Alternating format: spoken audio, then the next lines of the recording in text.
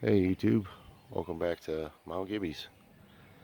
We have most of the water storage system installed, so make a video about it. So we have a 300-gallon water tote there, wrapped up with tarps to keep algae growth down. We also add 1 cup of regular bleach to the 300-gallon tank when we fill it. Keep in mind we're not drinking this water. We use it as everything else and bring our own drinking water. So the water comes from a creek that we have to the south on the property line. It's snow melt and mountain spring water. It flows year round. And we pump water with a 79cc Harbor Freight gas 1-inch water pump from over there. Like I said, about 300 feet away and about 125 feet below where we're at now. We have 300 feet of 1/2 inch irrigation tubing. Cheap, maybe $10 for 100 feet. Pumps up, we put a little strainer basket up there with some coconut grass or whatever you call that stuff in there to filter out any sand particles or whatever. Takes about an hour to fill up that tank full. And then that runs down here to the shed. The in and out going in the shed, and we have a 12 volt C flow water pump that runs on 12 volt DC. 2.4 gallons per minute, I believe. 42 psi on and off. It's a pretty good pump for, I believe it was $50 on Amazon, right in that neighborhood. I don't know how long it's going to last, but so far so good, and it seems well built. It's a little on the noisy side, but it's outside, so it doesn't really bother us much. Plus, it doesn't run unless you're running water. So then it just leaves, and again, this is all irrigation fittings for, sprinkler system, basically. There's some PVC here and there, but you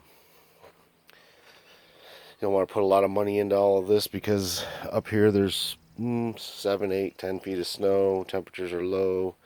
We can't even really get up here without a snowmobile or something. So, if anything freezes and cracks, we'll blow it out. But, you can replace something pretty easily and it doesn't cost much money.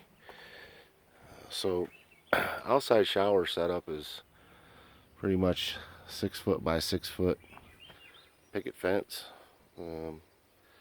We put these together ourselves. It's cheaper that way than buying panels. It's not that hard to do. Made a little door on there. So the water's plumbed under the dirt and comes into here, and we got the EcoTemp water heater, runs on propane. These things are nice. Again, these are running right around $100 on Amazon, maybe a little bit more. But you can turn the gas pressure up a little bit to change the temperature of the water, make it hotter. And you can also slow the water flow down to make it hotter. So it's got good adjustments. You can get this thing hot enough to hurt. So kind of like that. And you just kick on a valve and it lights right up, starts heating the water, and just turn it back off and it shuts back down. Easy connections to put it away. And then we have a little sink spout here. Put a galvanized pan underneath there, or a bucket. We just put down some stone and peat gravel in here so the water drains away. And then we have a little 5-gallon porta potty that we use, and there's parks down bottom of the mountain where we can empty that out. Pretty easy to do.